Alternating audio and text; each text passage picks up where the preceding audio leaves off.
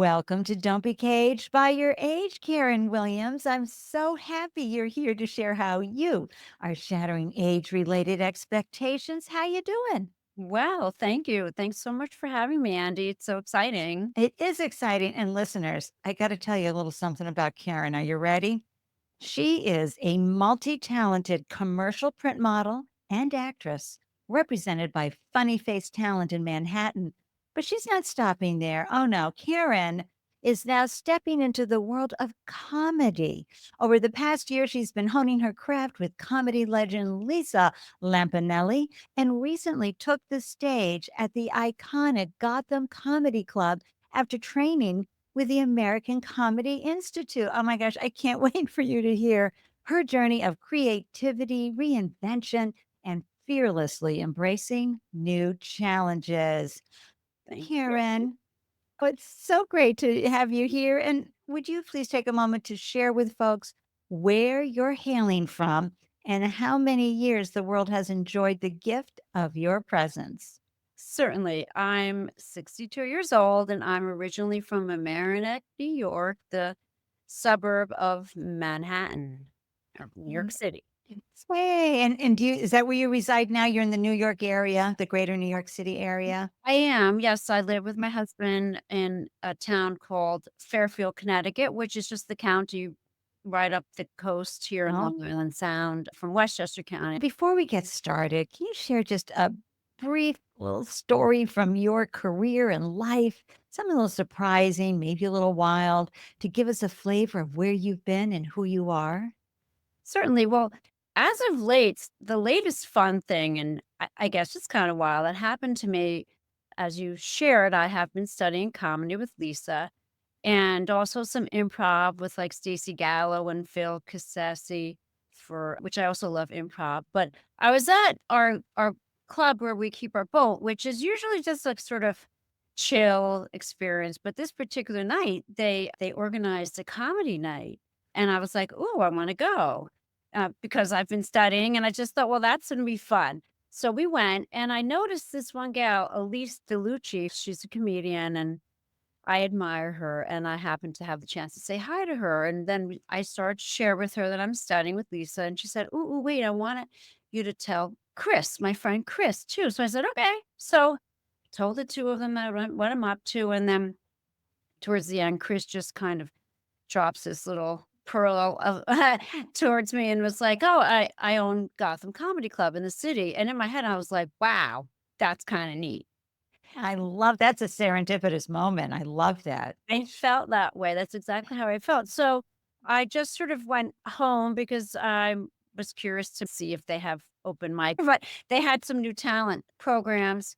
And I discovered this one gentleman, Stephen Rosenfield, who founded and runs American Comedy Institute. And so I jumped into a class with him. And then the showcase was in the vintage lounge there, and it was just last weekend, and I felt like I did a little splash in New York and just I loved it. So, I think here I am. yeah, and I think what I'm hearing, Karen, is your willingness to put yourself outside, yeah, way outside the comfort zone. Anytime we put ourselves in the public eye, no matter what that looks like, it's risky for people to give us feedback and definitely unsolicited feedback because we put ourselves out there.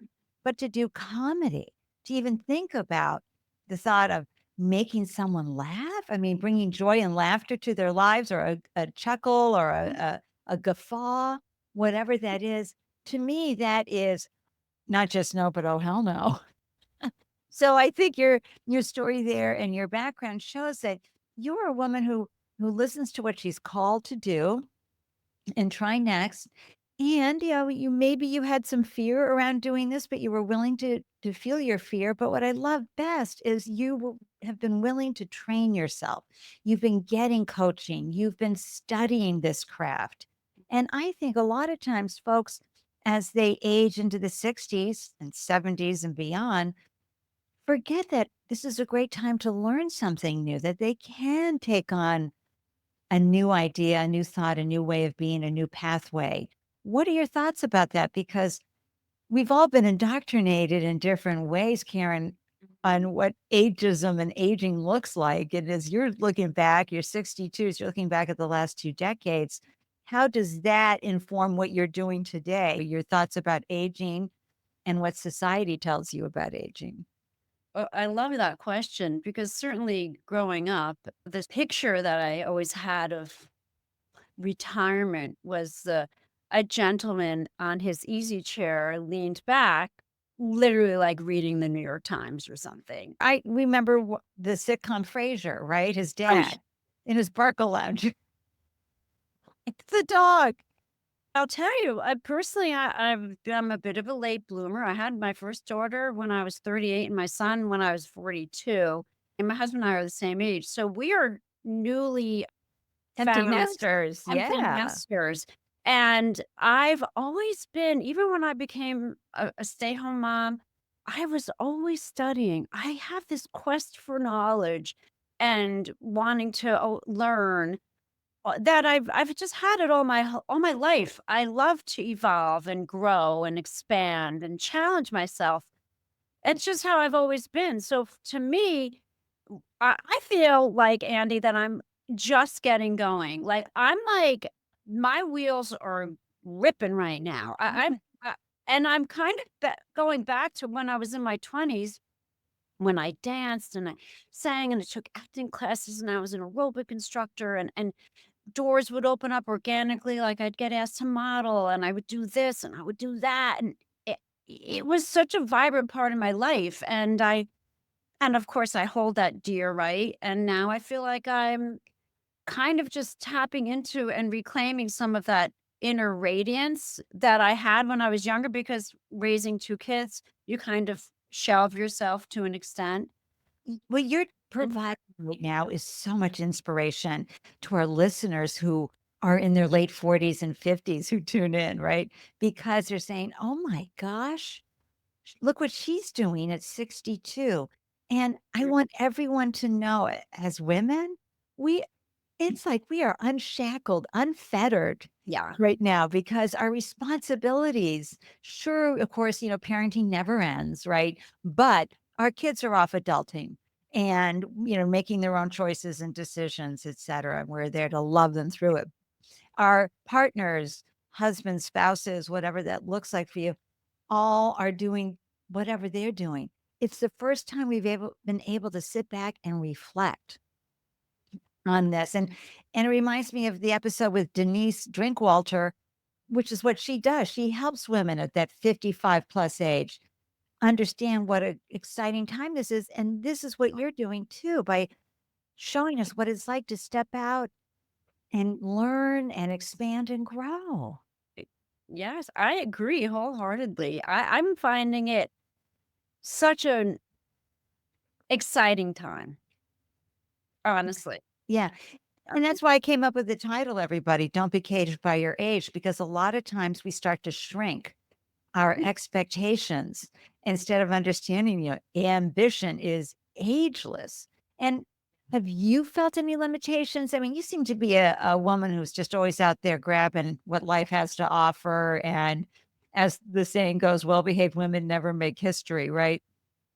Folks who are listening, Karen, can you just do a little description of you as a person and your identity?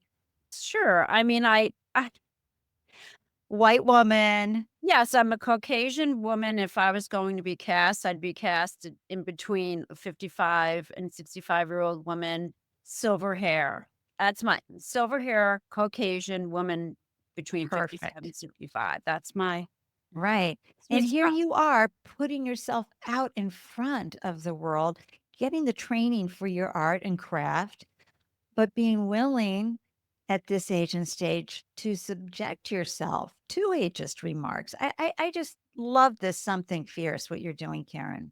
Thank you. Well, I will respond to your prior question just relative to some ageism that I may have Yeah. experienced. Before the pandemic, I'm an Italian American. I was a brunette my whole life. And then little by little, the silvers were popping, the silvers were popping. And then at one point, I said, I can't keep going to the hairdresser. And one summer, I noticed that Kim Kardashian was on the cover of, like, People magazine, and she had this gorgeous steel, sort of silver gray hair, and, she this is when she was, like, popping, and I thought, "If this is in, I've got this for free. I don't even have to go to the hairdresser and get my color removed and hair put in." So I got a pixie, really super cute pixie haircut, and the majority of it was silver, and I had a little bit of a tinge of what was left over with my lighter gray, lighter brown. And I was taking commercial classes in the city at the time, and I said to the casting director, who was a woman, I said, "Amy, what do you think about this coloring?" She said, "Here's what I think. Your old headshot, lots of women with your hair. This is gonna set you apart from everyone else, and then what you have is coming in is really beautiful." So I felt so like a little stamp of approval, and don't you Yeah. know, I've gotta tell you, I was very patient with the industry to catch up with the silver, but now I am up against all these women. Now there's too many of us. I'm like, "Bring it on, sisters. I don't even care anymore." Everyone, so many more people are doing it, so I I know, celebrate the silver, right? We cannot get enough of that representation, Karen. We really can't because for so many years, for thousands of years, there was no hair color, right? Women, whenever they grayed, were immediately categorized as old, not worthy, all those things. And what you and all the other silver haired goddesses are doing is showing, I'm flipping my hair back, even though I have short hair, folks, are showing that, yeah, we're still valuable. We still deserve all this adoration and recognition. We are visible and we are still seeking new opportunities and fulfilling dreams that we have. So, hooray for that. Now, I'm so curious as to, you gave that wonderful story talking to people in your life about comedy, but what really called you to step into this stage of life going into comedy? How does it compare to your other creative pursuits? Because you are clearly a creative goddess. And how is this fulfilling you? Because we want to encourage everybody to find out what sparks the fire in them and seeing if it can fuel their passion and their pocketbook. So talk a little bit about what inspired you to go into comedy. Well, growing up in Mamaroneck, there's so many creative people there, and it was just it was always just this organic conversation. It was like living in an improv comedy scene. Like everybody was just always riffing. I mean, we were serious and we studied and all that stuff, but in general, it was just a very jovial, silly, fun. And I guess like I love improv. That was my first splash, and then just living up here in Connecticut, I noticed that Lisa Lampanelli was teaching a class, and I thought, "Wow, what an opportunity," because she's such an And let icon. folks know, for those of us who are not hip on the comedy circuit, who the celebs are, et cetera. Where's Lisa in the spectrum? Lisa Lampanelli had a prolific 30-year comedy run, and she's still like, I really admire her. Her and I are very close in age, and she's still studying, she's still reinventing herself, she's teaching her craft to other people. Like, I can't say enough good things about her, and so when I saw that she was teaching a class, I was like, "Wow, I just wanna." I was curious, and also I was like, "Neat," like, just to kind of be in her orbit and just see what she has to say, and she was famous for being an insult comic. Yeah. However, the first words out of her mouth in the first class was that, "Okay, everyone, here's the thing. The type of comedy I did back then, it's not relevant." And I don't know if relevant is what she said, but it's not being done now. So she just got that out of the way, and but she's so brilliant. She's articulate, she's funny. And so I just kinda got hooked because Right. it is a way, it is a form of expression, and also I have to share with you, Andy, like, auditioning is rough. Like, you first of all, just getting the audition is definitely a feather in your cap, like, and I'm very blessed. I get a lot of auditions from my agent. I book. Everything's fine with me, but You have to do a I think my agent told me, Charlie, he's like, "Karen, you have to do, like, typically, like, 100 auditions to get, like, 1 job," and I'm like, Mhm. "Yeah."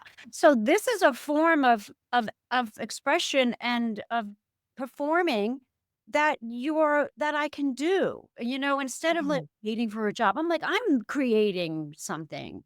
That's the So, thing. as someone who watched the marvelous Mrs. Maisel, right? And Mhm. she was always talking about Susie telling her, "You gotta come up with that tight 10." It is about testing. It is about finding things that work, that feel in alignment. It's coming up, if you're into jokes, that tight 10 that you wanna tell people.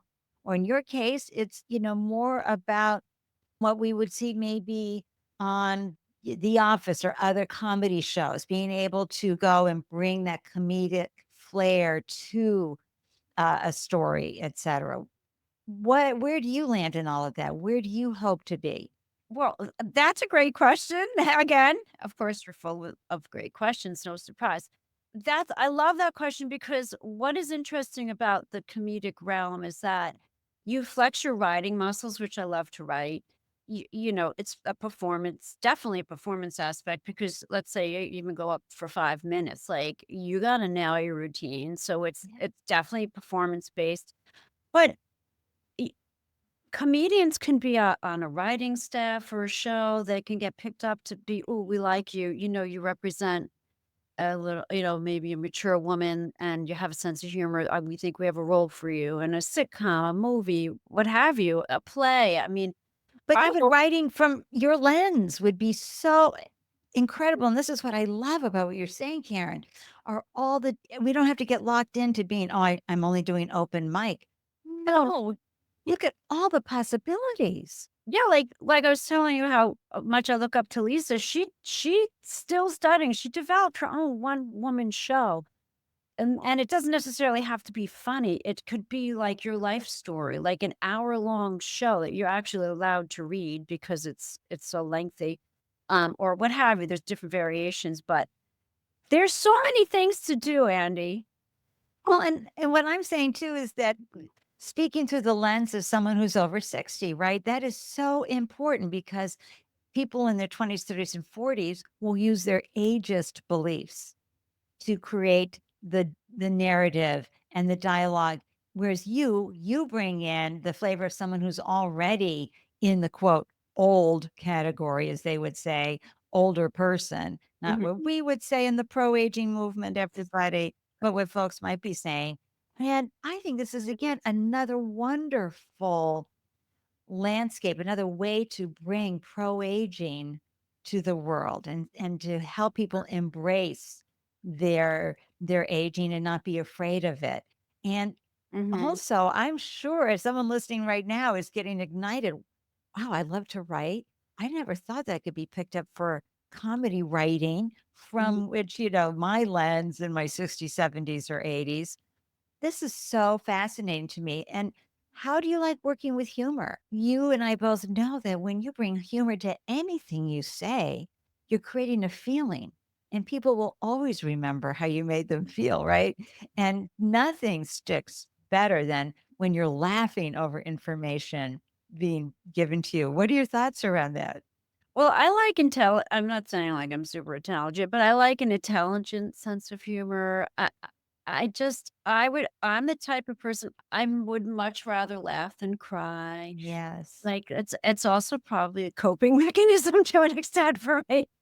I mean, we have one life to live. Let's just enjoy it, and it's okay to find the humor in it. And I have to say, just not to backtrack, but I'll be in the grocery store checking out, and like a young lady, she's probably and she could be in a teenager, 20s, whatever. She'll say to me, "Wow, I love how your hair looks. I can't wait for my hair to come in. I really want to." And in my head, I'm like, in my head, I'm like, okay, this is like the last ditch effort to try to just like take something on myself. But it's really remarkable when I think that as a mature person, you put your best foot forward because especially for me relative to younger ladies, like I want them to see there's lots of ways to age. You get to pick. and if you can age gracefully, whatever that means in your mind, go for it. Like, max it out. Max it out is right. Yeah. And I'm a huge fan of situation comedy. I swear to gosh, I'm the Julia Childs who drops the turkey on Thanksgiving on the floor and quickly scoops it up. So that's what always makes me laugh. I guess, the Carol Burnett type of comedy, Yes. right? Yes, Phyllis Diller. Phyllis Yeah, Elizabeth Diller. Ball. I love studying the old, I shouldn't say old, but our prior women that made us laugh like that. All the Paved the way. SNL, Gladys. That's not her name, is not Gladys. I just was talking to my friend about her. The lady with the curly hair, the dark Rosanna Dana? that's Wilda Radner. Yeah. yeah. Or like, I used to watch. I don't. Did you used to watch all those Are shows? you kidding? Yes. I remember the first episode of SNL, where I was living, the apartment, everything, when I watched it on my tiny little black and white I love TV. That's when TV was its heyday. It in was a lot amazing. of ways, absolutely. And we had a lot of different comedy. So you were raised with a lot of comedy shows Mhm. that, were Yes. sometimes satirical or situational. Mm. How how has those types of comedic actors informed you to where you wanna go? Eh, I never really thought about that, but I just think I tend to be an eclectic person where I draw sort of the finest or whatever moves me from all different sort of schools of thought. So I dare say I'm probably a combination of all of them, not to Yeah. be a cop out answer, but I'm like a sponge. I absorb so many Well, things. I just think and you love improv, which really is about riffing. I mean, we all know oh, from watching what Second City, Windy City, Chicago, whatever that mhm, group is, they yeah. always are doing improv and riffing off each Oh, other. yeah, it's fun. I mean, it just comes naturally to me, but I so many people like, "No, give me the script and I'll deliver it." And as we yeah, know, when anybody's delivering a comedic role, they're working much harder than the person who's doing the dramatic. Because again, to, be funny, look funny, do all those things. But improv, it again just shows your level of talent, creativity, your ability to go with the flow. And I think as Lisa was saying, the relevance that you have to bring in from the context of not only where you sit in life, but where the world is sitting in life, that to yeah, me gets very complicated. So congratulations. And I know you're inspiring great. so many other people to do that. You talked about your agent, Charlie. I want to go back to that. Talk about why having an agent is important to you, perhaps to others. What's that process like?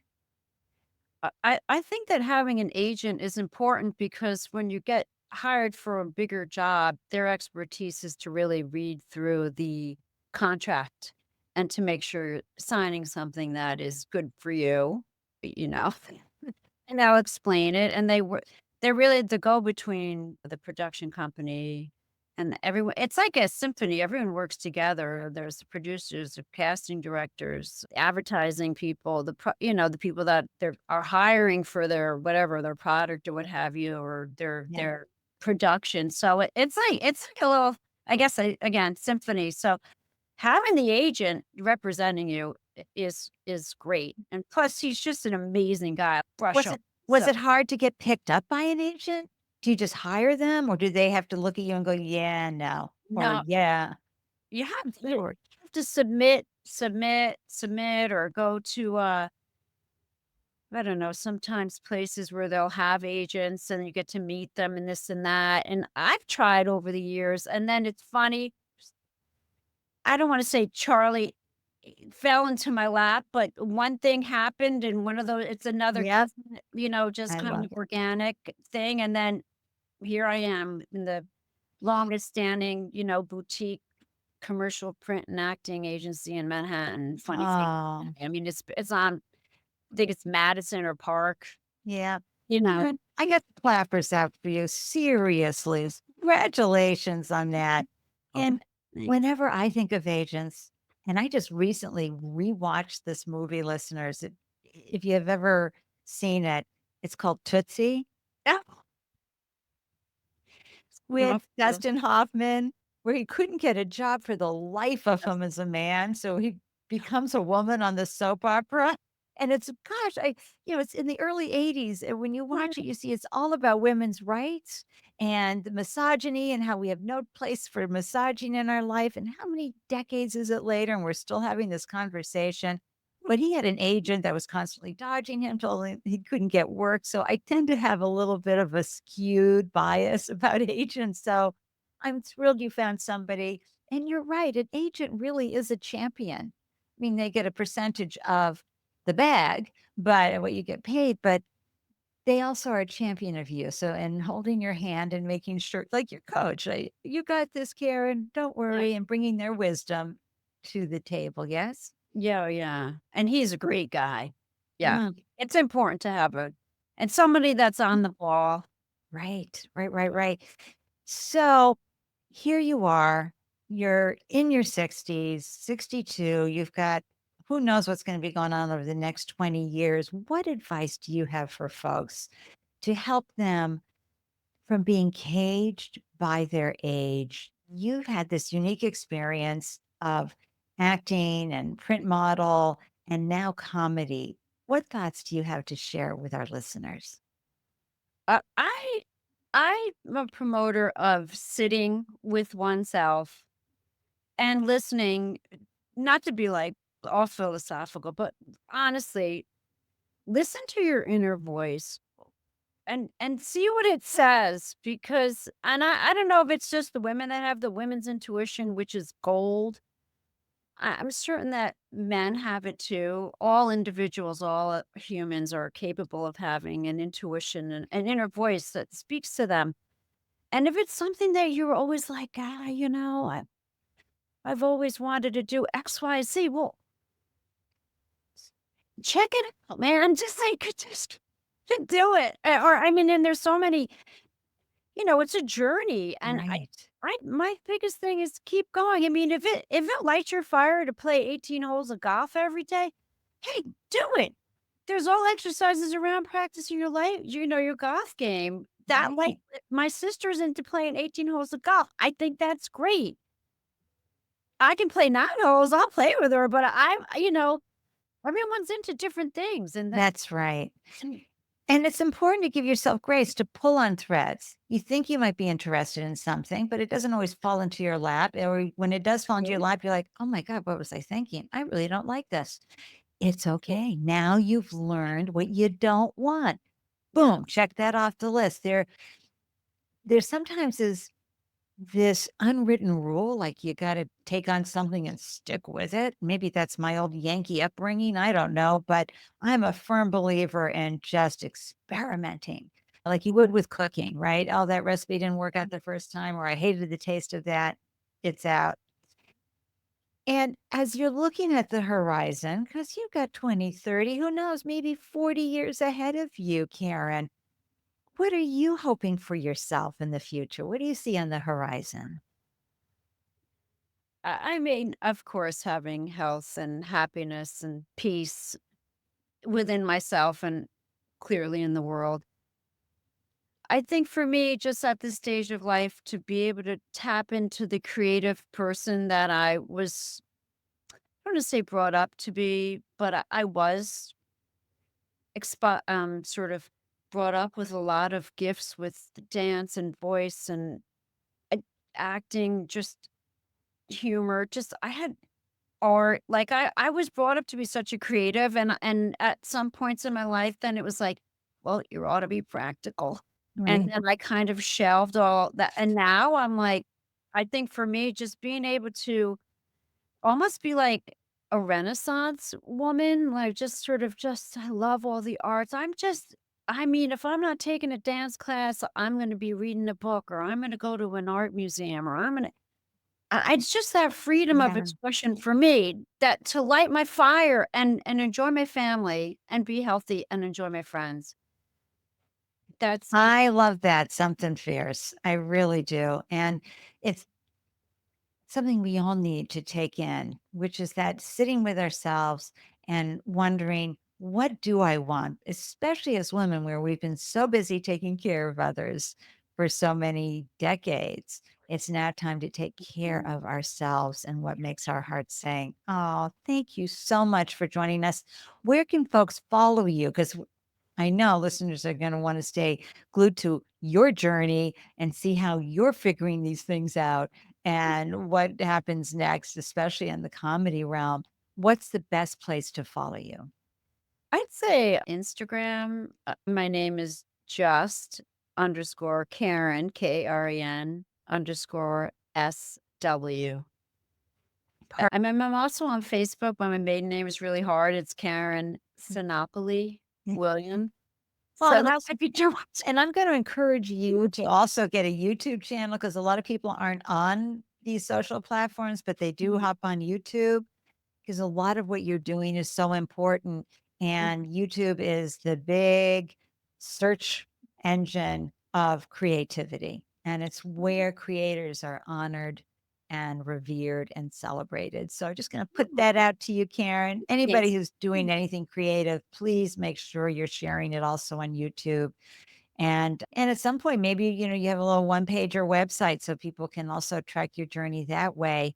Yeah. Uh, Again, given that social media is a little wonky right now, but I love following you on Instagram. I'm always fascinated about what you're up to next. And the representation, Karen, is so important. So I'm so grateful that you're there. Listeners, we want to know your thoughts. Would you ever get out there and do comedy, whether it's writing or stand up or modeling as well? And a lot of the things that Karen's doing, do you have any creative endeavors that you're starting out for on the first time and pulling on that thread? I want to know. Please leave your comments in the thread wherever you're listening. Spotify allows you to leave a comment. So if you're tuning in via Spotify, of course, you can comment on the website or wherever. Don't be caged by your age is on social media, LinkedIn, Instagram, etc. So I hope that you'll stop by and on TikTok, everybody. That's what we're doing. And be sure to sign up for the monthly newsletter at the Don't Be Caged by Your Age.com website. I do a recap every month of the prior month's podcast. So that way you can go, oh, I missed that one, and hit that link and go in and check out all the different episodes and all the different areas and topics that we're doing and talking about, because we're here to shatter age related expectations and stereotypes, which Karen does 100,000 times beautifully. But we're also here to provide resources to help you figure this out, to inspire you, to spark ideas so that you can truly thrive after 65. I'm so grateful for your time and presence, Karen. I'm so grateful to you, listeners and viewers, for your time and presence. And remember, you have so much more to give. Don't let those internalized ageist beliefs prevent you from pursuing new dreams and opportunities. You glow. It is a wonderful thing to have happen, right? It is a time that is so exciting. And I never thought, Karen, that I would be saying, oh, what an exciting time of life. But you clearly are feeling that way. I'm feeling that way. And listeners and viewers, we want you feeling that way as well. Until next time, I'm wishing everyone a delicious day everywhere you glow. Cheers from Boston. And again, thank you, Karen S. Williams, for joining me. My pleasure. Listeners, I'm so grateful you carved out time to tune in and grab the gems from this delicious conversation. Be sure to hop on over to Don't Be Caged by Your Age on LinkedIn or Instagram to share your thoughts about ageism and unretirement. Because in this space, your age doesn't define you, it refines you. If you are inspired by a story you hear, it would mean the world to me if you would subscribe, share, rate, and review the podcast. To receive an alert whenever a new show is posted, please join the Don't Be Caged by Your Age newsletter. Every month, you'll receive links to the podcast and helpful resources for creating possibilities for your unretirement days. Thank you for tuning in. I am so excited to hear how you found ways to thrive after 65. Waving from Boston, cheers.